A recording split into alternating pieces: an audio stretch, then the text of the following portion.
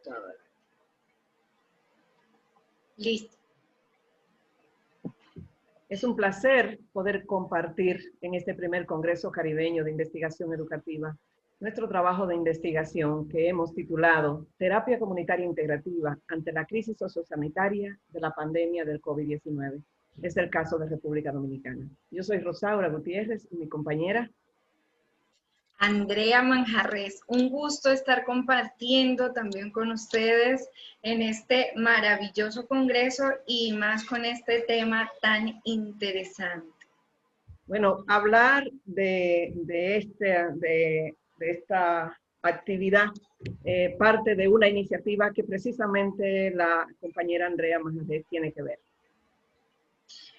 Bueno, aunque vamos a definir ahora un poco más qué son las ruedas comunitarias, pero pues son espacios en el cual compartimos, ¿verdad? Lo que sentimos, lo que nos preocupa. Así que se están haciendo de manera online gracias a el Infodosu, a SODOPSI, que convoca el espacio, y la Universidad Autónoma de Santo Domingo UAS. Tenemos el objetivo en esta investigación de velar los procesos asociados al desarrollo de la terapia comunitaria integrativa ante la pandemia, el caso República Dominicana. ¿Y por qué queremos hablar de lo que son esos procesos asociados a la TCI? Pues la TCI ya tiene bastante tiempo desarrollándose a nivel del mundo, no solamente en Brasil, donde nace, sino que hay varios países en Europa, Latinoamérica, que desarrollan la terapia comunitaria integrativa como una herramienta de inclusión, como una herramienta de socialización y de empoderamiento de la comunidad. La terapia comunitaria tiene pilares que sostienen teóricamente todo lo que es la construcción y el desarrollo de su realización. Uno de los pilares colocado con mucha fuerza ahora es la pedagogía de Pablo Freire, pero también tiene lo que es la teoría de comunicación, es imposible no comunicarlo, lo que es el pensamiento sistémico, cómo yo influyo en el otro, la antropología cultural que tiene que ver con el canto, la música, todo lo que tiene que ver con la cultura de los pueblos, y la resiliencia, esa actitud que tenemos de sobreponernos ante dificultades y ante crisis de la vida. Pero más allá de esto, podríamos decir que en estos momentos, con la pandemia, nace un término muy acuñado por la Organización Mundial de la Salud que tiene que ver con los determinantes sociales de la salud. Y de hecho podemos decir la incidencia que tiene a través de lo que es el COVID, el confinamiento, alto índice de ansiedad, depresión, incluso se está hablando de suicidio.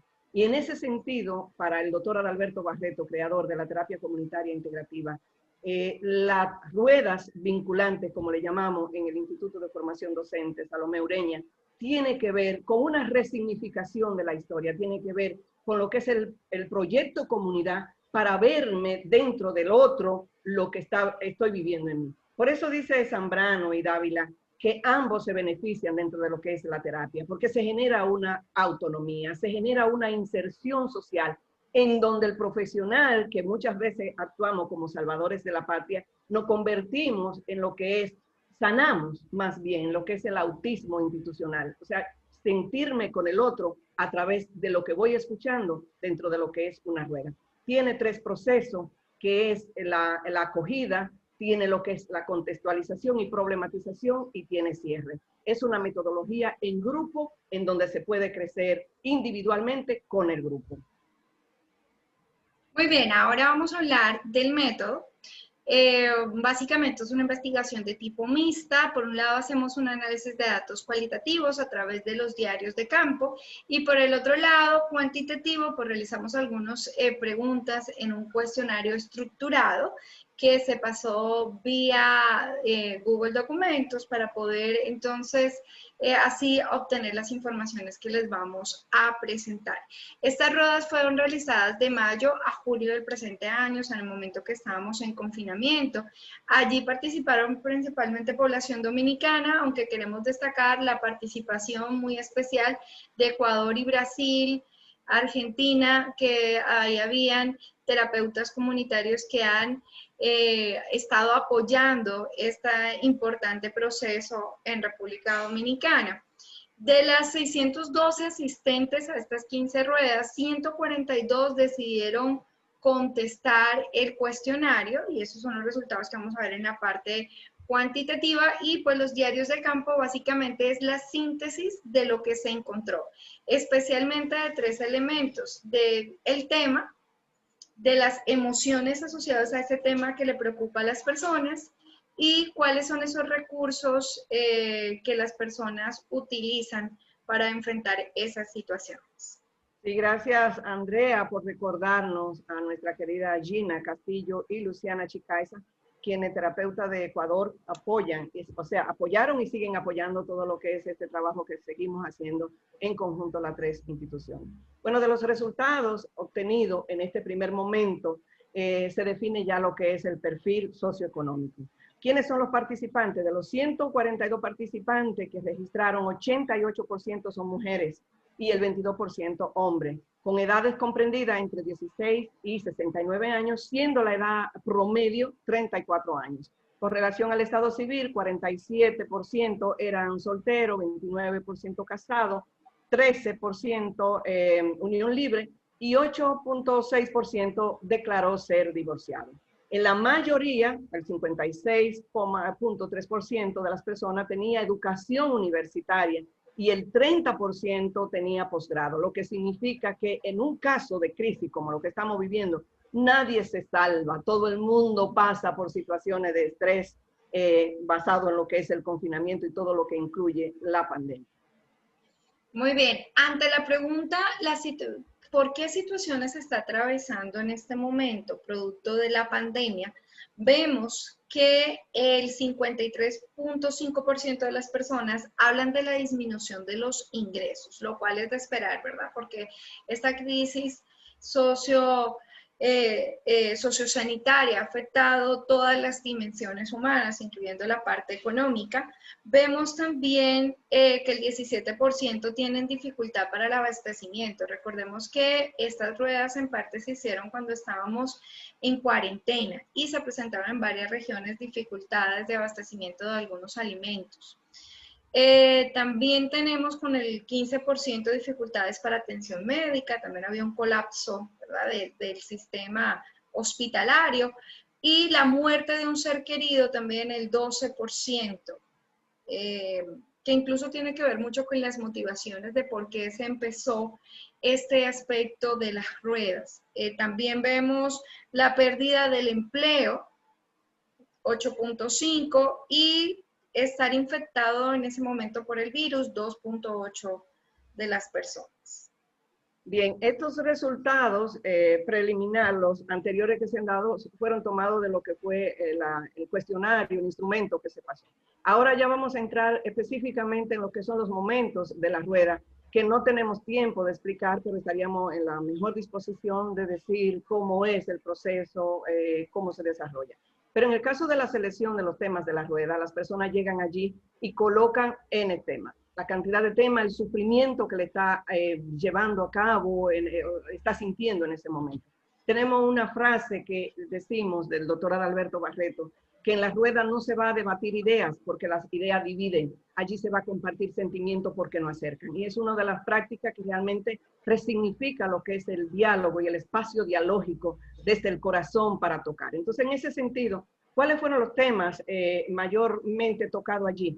Pues, como estábamos, decía la compañera Andrea, estábamos en el momento pico del contagio, del confinamiento. Y lógicamente, pues, sale como tema principal el tema de confinamiento y lo que es el miedo a contagio. Pero igualmente tiene un número marcado, luego de la categorización que hicimos en este aspecto, lo que es la muerte y el duelo. Y en ese sentido había, vamos a decir, la exposición de los temas: miedo de morir, miedo de ver morir a un ser querido, y al mismo tiempo duelo por no acompañar la muerte de un ser querido, de un familiar, de un amigo, etcétera, etcétera. Otros temas que están aquí relacionados, bien colocados, es la falta de apoyo social, lo que era la no adaptación y otras situaciones como podemos ver así en sentido general.